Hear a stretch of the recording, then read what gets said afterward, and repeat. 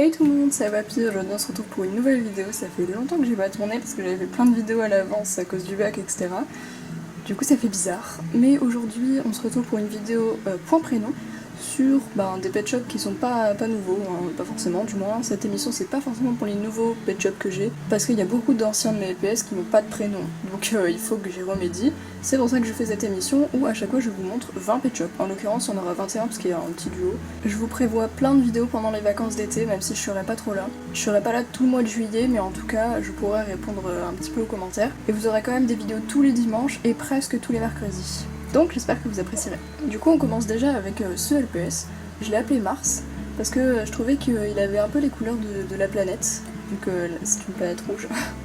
Voilà. Et je trouvais qu'au niveau des cheveux, ça ressemblait un petit peu, etc. Ensuite ce pivert, alors ça doit être un de mes préférés, il est magnifique. Et je l'ai appelé Nova. C'est en fait une étoile qui brille beaucoup, enfin qui est très brillante, mais seulement pendant quelques années et ensuite elle perd de sa brillance.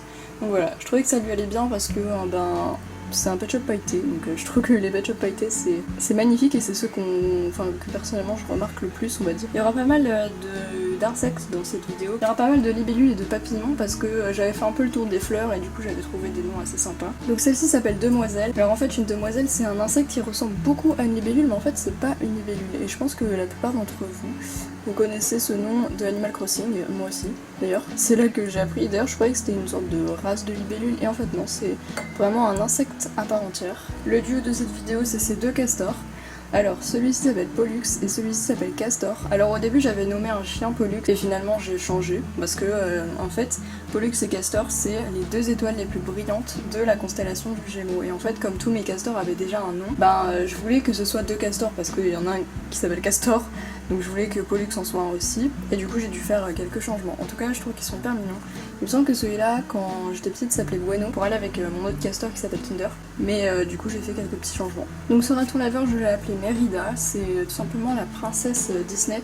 C'est rebelle en fait. Et je sais pas trop pourquoi je l'ai appelé comme ça, mais je trouvais que ce nom en fait, il correspondait à la couleur violette. Alors je sais pas trop pourquoi, mais je trouvais que ça correspondait plus à la couleur violette que au orange, et c'est pour ça que j'ai pas choisi un pet shop roux, mais plutôt celui-ci, je trouvais que ça lui allait parfaitement. On passe à une de mes autruches préférées, elle est tout simplement magnifique et en plus elle a des cils vraiment pas noirs, qui sont de couleurs différentes par rapport à tous les autres pet shops quasiment. Et donc en fait elle s'appelle Arista, c'est tiré du nom de Aristote, le philosophe, parce que en fait je sais pas, en fait je trouvais pas trop de noms pour des autruches et puis j'ai découvert que Aristote il parlait pas mal des autruches dans ses écrits. Après j'ai pas de passage en particulier, mais comme il en parlait beaucoup et il y avait aussi d'autres personnes qui avaient popularisé on va dire les autruches, mais je trouvais que Arista c'était assez joli. Ensuite une autre libellule, celle-là je l'ai appelée Tinky pour Tinkerbell, c'est la fée clochette et je trouvais que ses ailes en fait elles avaient elles étaient jaunes et donc ça me rappelait la fée clochette. Et en plus je sais pas pourquoi mais j'associe, comme c'est des insectes volants, déjà ça s'associe encore plus avec la fée clochette tout simplement. Et je trouvais que ça lui allait très bien, en plus la forme dans les yeux et tout, je trouvais que justement ça correspondait pas mal. En plus on peut voir faire un petit peu comme des poussières, la sorte de magie. Alors ça fait longtemps que j'ai pu regarder Peter Pan, mais les sortes de poudre là qui fait qu'ils peuvent voler. Ensuite ce petit oiseau je l'ai appelé Saphira.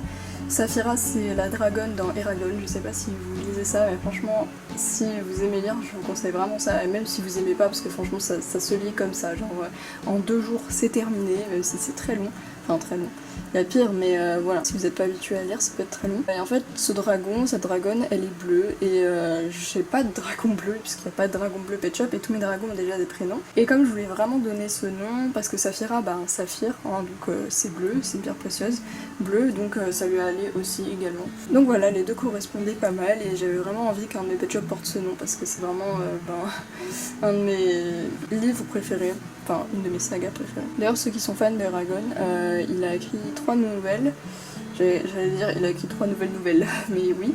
Il a écrit 3 nouvelles sur le monde d'Eragon et en Alagaësia, j'ai jamais su comment prononcer ça. Ça sort en français en octobre. Alors, personnellement, j'ai acheté la version anglaise, mais bon, ça je pouvais pas attendre. Et l'année prochaine, apparemment, il va commencer à écrire un 5e tome Eragon, donc j'ai absolument trop hâte. Donc voilà, s'il y en a qui lisent Eragon, au cas où vous étiez pas au courant, voilà. Et donc un autre oiseau, j'aime trop ces oiseaux parce qu'en fait ils sont assez complémentaires on va dire, genre rouge et bleu comme ça et vraiment unis, c'est magnifique, j'adore. Et celle-ci, elle s'appelle Mira. Alors Mira, j'ai pas mal regardé les noms d'étoiles etc.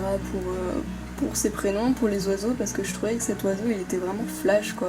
Enfin on le remarque bien, il se démarque vraiment des oiseaux qui peuvent être jaunes ou quoi. En fait il existe des étoiles variables, alors de ce que j'ai compris, hein.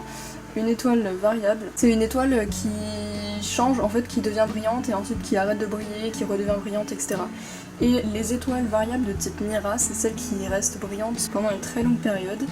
Et l'étoile Mira, c'est aussi une étoile binaire. Alors en fait, une étoile binaire, c'est quand deux étoiles gravitent autour d'un même centre de gravité. Donc du coup, la première a le nom genre Mira A et Mira B par exemple. Et donc c'est une des étoiles binaires de la constellation de la baleine. Donc ça n'a pas de rapport, mais c'est juste en fait, si je l'ai appelée Mira justement, c'est parce que les étoiles variables de type Mira, c'est des étoiles qui sont géantes et qui sont rouges, et donc qui ont une période longue de brillance. Donc c'est pour ça que je trouvais que ça lui allait très bien à celui-ci, parce que bah il est tout rouge, et en plus il est bien flashy, donc voilà.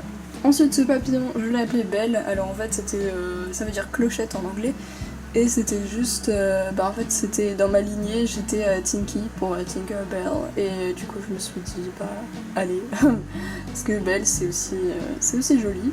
Donc voilà, je trouvais que ça lui allait bien. Ensuite, un petit chien. J'ai pas trop de chiens et chats dans cette vidéo, en fait c'est le seul chien. Et en fait je l'ai appelé Albus. Alors au départ il avait un autre nom mais je m'en souviens plus. Et maintenant je m'en souviens beaucoup plus parce que c'est plus logique pour moi. Il s'appelle Albus comme Albus Dumbledore dans Harry Potter.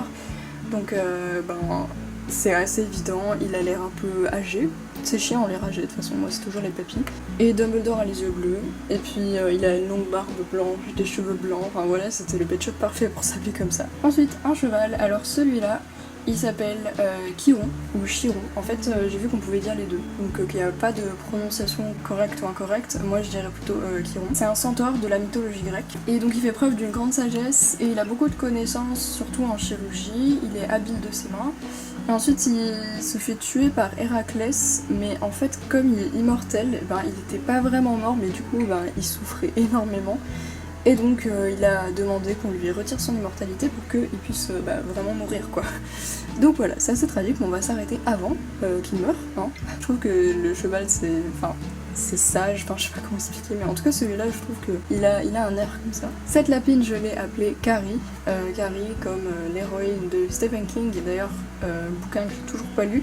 J'ai lu pas mal de Stephen King, mais j'ai pas encore lu celui-là. C'est aussi un film si vous avez pas envie de lire le bouquin. Moi du coup je sais pas trop de quoi ça parle parce que je déteste me spoiler en fait, donc j'ai pas envie de savoir de quoi ça parle.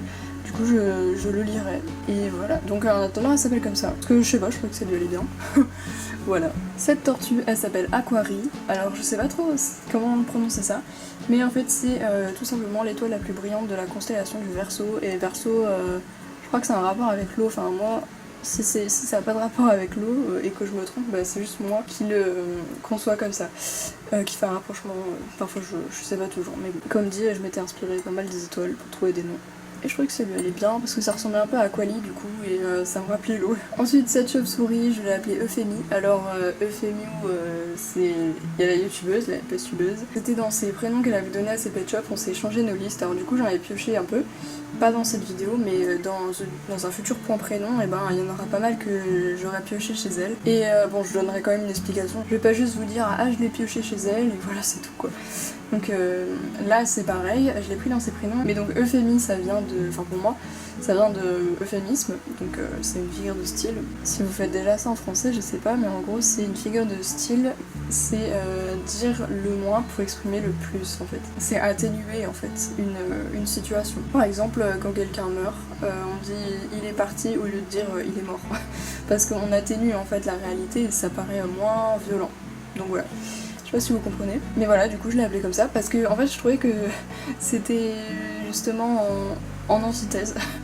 Encore une figure de style avec elle. Parce que elle est très, ça se voit, elle est punk, elle a beaucoup de motifs, etc. En fait j'ai pas trop comment expliquer ça, mais du coup quand on fait un euphémisme c'est justement on atténue, et elle est, c'est pas du tout un pet shop commun, en fait je sais pas si vous voyez ce que je veux dire, ça paraît tellement plus clair dans mon esprit, et en fait non. Disons que je trouve que euphémie justement c'est le contraire d'elle en fait, parce qu'elle serait plutôt hyper molle. Très bien, j'ai perdu tout le monde à ce moment-là. Alors ce poisson, je l'ai appelé Égée. Pour les poissons, j'essaie de trouver des noms de fleuves, de mers, d'océans, etc. Enfin les océans, il n'y en a pas 10 000, mais voilà, les mers, il y en a quand même pas mal. Et du coup, il y a la mer d'Égée qui se trouve dans le bassin méditerranéen. Et voilà, du coup, j'ai pas trop d'explications parce que c'est juste en gros, c'est un poisson sans rapport avec la mer, voilà. Encore un papillon. Alors ce papillon, je vais l'appeler Yasmine. Alors c'est un nom d'origine arabe. Yasmine, en fait, c'est une fleur, enfin c'est un arbre en fait qui fait des fleurs. Très logique. Et c'est une des fleurs qui est les plus utilisées pour faire des parfums, voilà. Et en fait, quand je donne des noms de fleurs à mes papillons, c'est que la couleur correspond. Les yasmines, ça peut être jaune. Après, il est soumis à plusieurs couleurs, mais voilà, du coup, je prends ce qui me paraît le plus adéquat. Ensuite, une baleine. Je l'ai appelée Verseau, alors c'est un mâle. Et c'est tout simplement un signe du zodiaque. On en a déjà parlé tout à l'heure avec Aquari, donc du coup, c'est deux péchés qui sont assez liés. Et oui, donc j'ai dans mes notes que ça a un rapport avec l'eau, c'est merveilleux. Donc on a un peu des trucs qui se relient hein, avec Mira également, vu que c'était une des étoiles de la constellation de la baleine, etc. Enfin bref. Ensuite, avant-dernière pièce de cette vidéo, je vais l'appeler Odonata, parce que en fait, ça vient du latin. En fait, la libellule, c'est de l'ordre des odonates, donc du grec, ça vient du mot dent, et du mot pourvu d'eux, parce que la libellule a des dents, enfin les mandibules, voilà. Et voilà, je trouvais que ça lui allait bien. J'aime bien trouver des noms assez genre complexes, on va dire, pour mes postcards. Et j'ai envie qu'ils aient tous un nom, je crois que c'est fait là pour le moment. Voilà, du coup je l'ai appelé comme ça, je trouvais que ça lui allait bien. Puis en fait j'ai rajouté un A, je savais plus s'il y était. Peut-être qu'il y était en latin, mais j'ai rajouté un A pour que ce soit plus féminin. Et enfin, dernière pièce de cette vidéo, je l'ai appelée Aurora, et pareil, c'est une fleur. Je crois que j'avais déjà un pécho qui s'appelait Aurore, alors du coup, il fallait un petit peu varier. Et donc c'est une fleur qui a à peu près cette couleur, et ce papillon, il est juste beautiful. J'adore le dégradé sur ces antennes, en fait. C'est à peu près la même couleur, du coup, que ces fleurs-là. Et la plupart de mes papillons, du coup, ils ont des noms de fleurs, donc vous en verrez encore dans le prochain épisode. Donc voilà, merci beaucoup d'avoir regardé cette vidéo, j'espère qu'elle vous a plu. C'est des vidéos assez secondaires, on va dire, mais j'aime bien faire ça parce que j'aime bien partager des prénoms ou partager des trucs que je trouve sur internet. Enfin, je trouve que c'est toujours sympa. Je rappelle que c'est un concept que j'ai trouvé sur la chaîne Euphémio LPS. Et donc vous pouvez aussi retrouver ces débriefs de prénoms sur sa chaîne, c'est toujours sympa à regarder, voilà, ça sert comme banque de prénoms, n'hésitez pas à en prendre, moi ça me dérange pas personnellement. Ça me ferait kiffer que vous me disiez, par exemple, vous me donniez le numéro du pet shop à qui vous avez donné un prénom, voilà, genre juste pour que je vois où le prénom que j'ai trouvé va se retrouver quoi, voilà. Donc j'espère que vous avez aimé cette vidéo, j'espère que vous aimerez toutes les vidéos du mois de juillet, et puis on se retrouve bientôt, bisous.